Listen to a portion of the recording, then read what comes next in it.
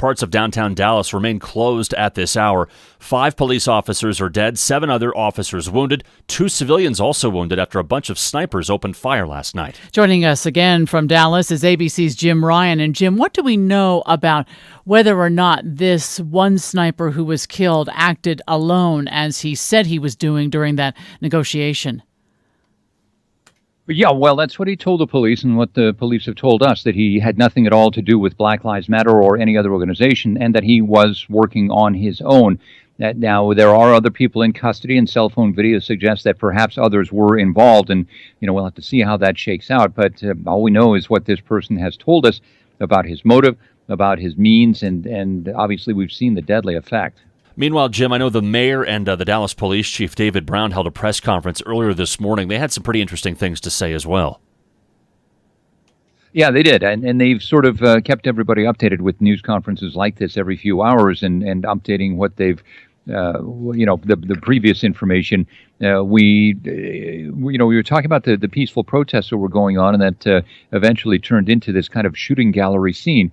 And both Chief Brown and the mayor are completely stunned by the whole thing and how it's happened.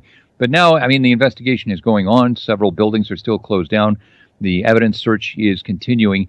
Some people are simply staying home, and they can't get to work anyway, so they're watching this on TV and wondering what's next at the downtown area where they work. Do we have any update at all this morning about the condition of the other officers and civilians who were shot?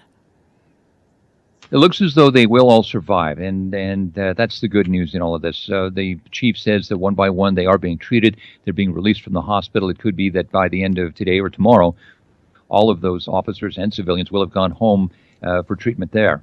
It's interesting, Jim. You go on Facebook and you look at just post after post and people just talking about it seems like, and everybody's just wondering not only why, but how come we can't all just kind of get along and just move forward in life right now?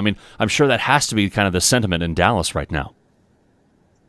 Sure, and that's kind of the standing sentiment, I think, and that's what the police chief has tried to impart, the mayor as well, and they've tried to build a good relationship with protest groups here.